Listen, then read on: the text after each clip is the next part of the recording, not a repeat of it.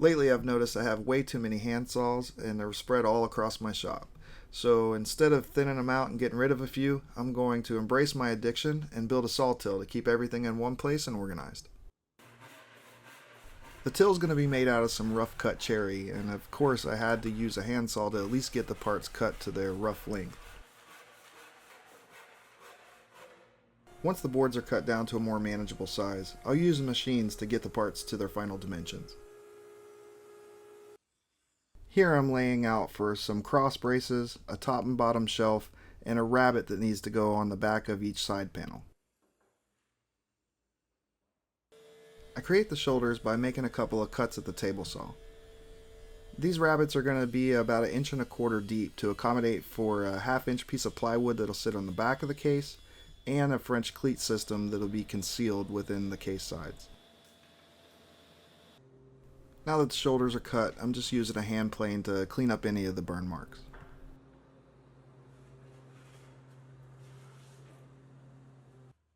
The till is going to have curved sides that match the back of some of my larger hand saws. So here I'm just using a flexible strip of wood as a guide to draw out that gentle curve. Next I need to create some stop dados for the top and bottom shelves. And to do that I'm just making a simple jig to help guide my router.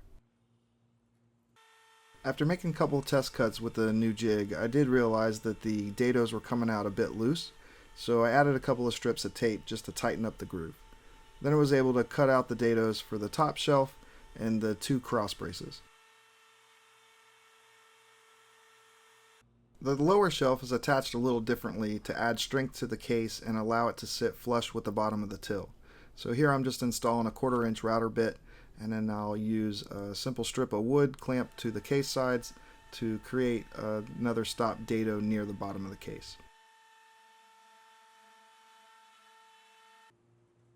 Once all the router work's finished, I'll use a set of chisels to fine-tune the dados and square off any round corners. Here I'm cutting the upper and lower shelves as well as the cross braces to their final length.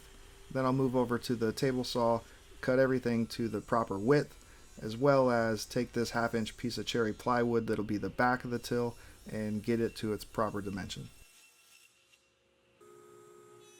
Since that bottom shelf is going to need that 1/4 inch tongue routed into it, I can do that now at the router table.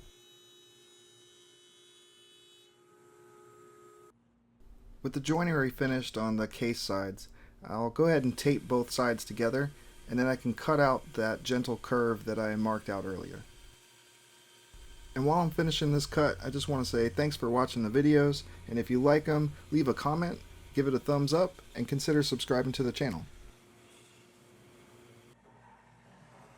Once the curves are roughly cut out, I'll clamp the sides up in my vise and use a spoke shave to clean up all the saw marks and square up all the edges. I'm not too concerned about making these perfect right now because I'm going to do some more shaping to these edges. Just want to make both sides match for now.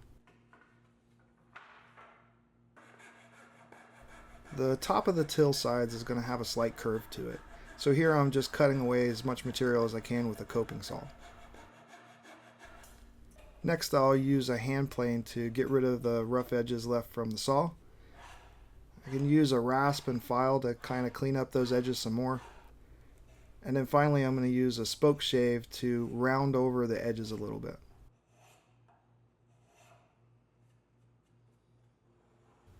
I'm going to carry the round edges all the way down the case sides, so I'm just working on getting those shaped now.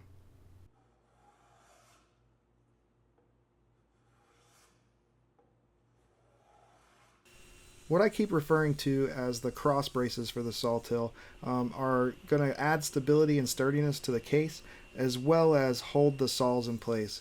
By me cutting these kerfs into the with the table saw into the braces, the saw plates will have a place to sit without falling over to the side. Now's a good time to get all the parts cleaned up before assembly.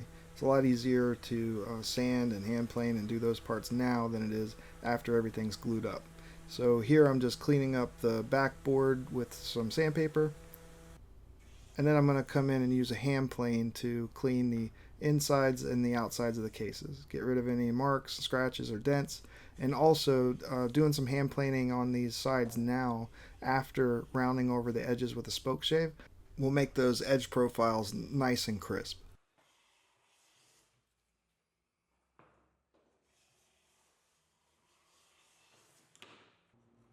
I'm using a chisel to create a small chamfer in the saw kerfs that I created in the cross braces.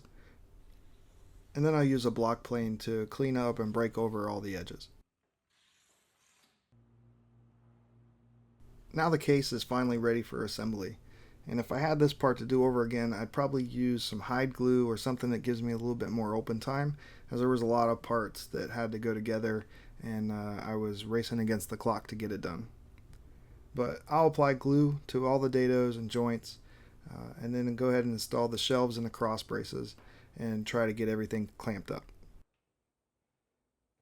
I want to get the back installed now, since if you cut it square, it'll square up the whole case. So here I'm applying a little bit of glue to the back of the shelves and the cross braces and to the side panels, and then I'll slide the backboard into place.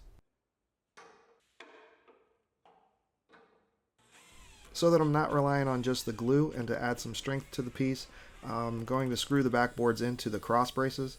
And for the top cross brace, I'm going to go ahead and cut out the French cleat parts now and attach the top part of the French cleat through the backboard and into the top cross brace.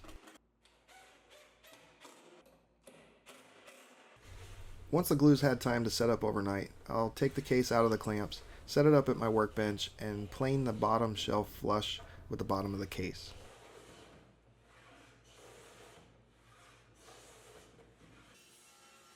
The drawer for the Sawtill is going to be made out of cherry for the face and poplar for the sides and back. So I'll start by cutting all the parts to their proper size at the miter saw and the table saw. The dovetails for the front of the drawer are going to be half blind, so here I'm marking out on the face board how far up I want the sideboards to sit. Then I can use that same marking gauge and setting in order to start laying out where the tails are going to go on the side parts of the drawer.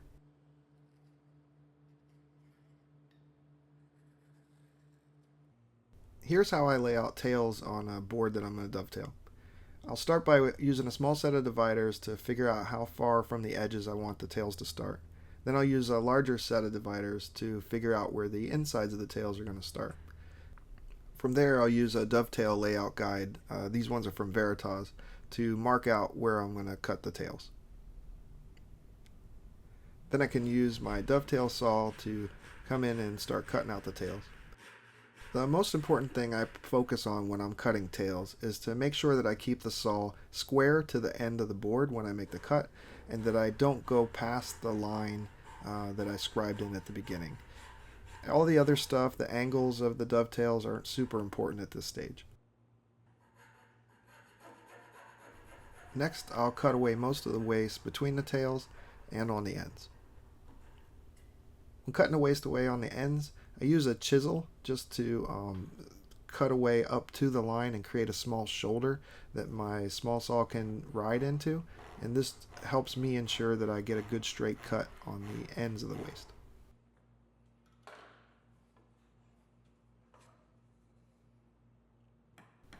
Now I can chop out the waste with a chisel. I'll start on the outside and chop about halfway down. After the first couple of taps, I'll lean the chisel towards me a little bit to create a little bit of a back cut.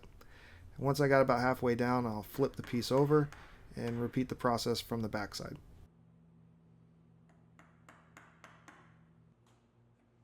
I'm using a wider chisel and just paring away a little bit of material on the back side of the drawer to all the way up to the scribe line. And this is just going to help me register the tails up against the faceboard so I can lay out the pins.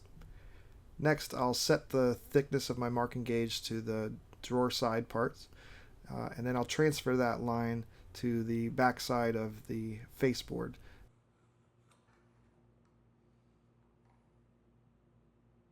I'll get the faceboard clamped up in a vise, register the tailboard up against it, and then use a marking knife to trace out the tails onto the board that'll have the pins.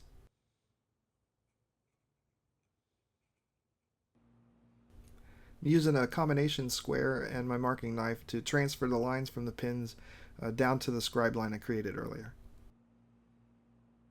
Then I'll raise the board up in my vise, angle my saw at an angle that I can see both the vertical and horizontal lines, and then cut down to both scribe lines.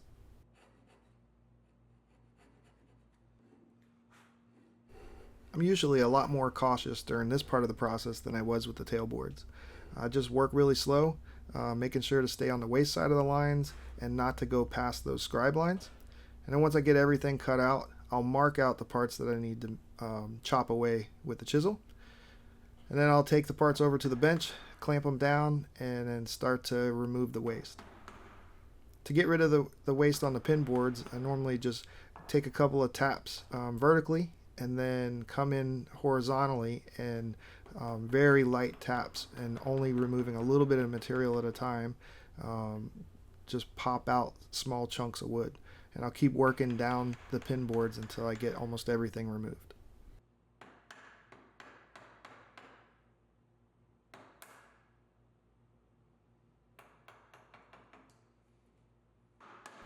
Once I've worked down the shoulder a little bit, I can get a little more aggressive with it and take some bigger hits with the mallet. I'll usually switch over to a little bit more narrow of a chisel, and this just makes clearing the waste out of the horizontal cuts a little easier, and just keep working my way down to that scribe line.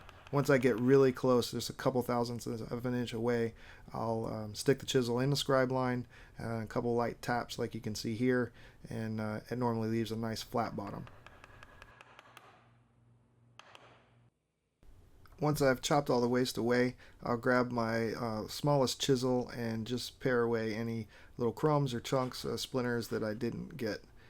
Then I can come in and do a test fit. I'm putting the tailboard up against the pin board, and as you can see here, I get a pretty decent fit, other than my hold fast is starting to slide around a little bit.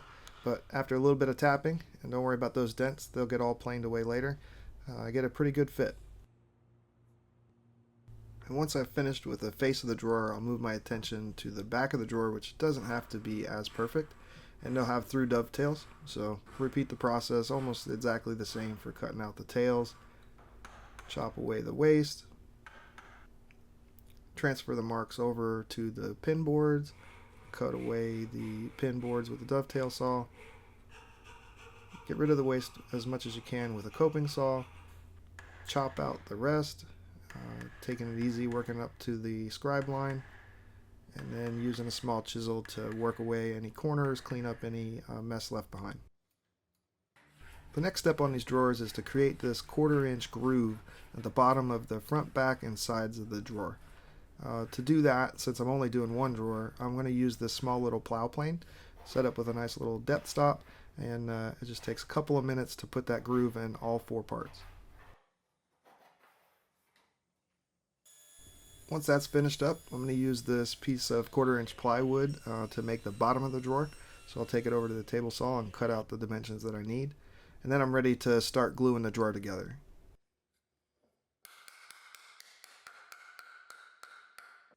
Once I get the sides glued into the face board, I'll slide in the drawer bottom, attach the backboard, clamp everything up, and let it sit overnight. The next morning, I'll put the drawer in my vise and plane away any mallet marks or assembly marks, glue, that type of stuff from the drawer sides, and get everything squared up.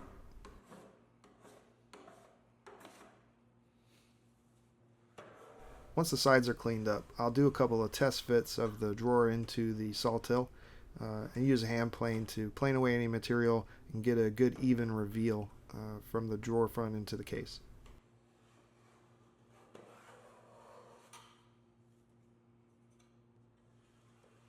Once I'm satisfied with the fit and the reveal of the drawer, I'll break over all the edges, do some surface prep to the face of the drawer, and get it ready for finish.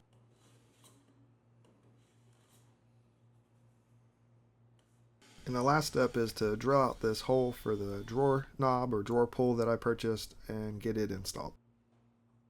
The last part to get installed to the sawtill is this rail or board that the saw handles are going to rest against. It's just held in with pocket hole screws, so I'll get them drilled out, and then installed into the case. And now I'm ready to start applying some finish. For this project, I want it to be somewhat durable being in the shop, so I'm using polyurethane that's been thinned down a little bit with some paint thinner. I'll apply it with a rag and I'll put on 3 coats, and I'll sand with some 400 grit paper between each coat. Once the 3rd coat of polyurethane's had some time to dry, I'm going to use some paste wax with some 4/0 steel wool to buff out the entire case. And this is just going to get rid of that plasticky look, make it a little bit duller sheen, and make it silky smooth to the touch. Once the wax has had a few minutes to dry, I'll use a microfiber towel to come in and buff out the entire case. Next step is to install the French cleat to the wall, making sure it's level, and then I can install the saw till to the wall. Here I'm installing the drawer, and now I'm ready to start loading saws into the till. The drawer is here to hold any of my saw sharpening or maintenance equipment, so joint files, triangle files, saw sets, that type of thing. And after getting all my hand saws and back saws loaded into the till, I still had a little room at the top, so I figured this would be a good place to store some flush cut saws. And that's it. This project's finished up. I love how this project came out. It's almost too nice to be shop furniture. The cherry looks great and the finish is awesome. I have all of my hand saws nice in one place and organized and at arm's reach. And I hope you guys like watching the build. If you did, give it a thumbs up, leave a comment, and consider subscribing to the channel. And I will see you guys in the next video.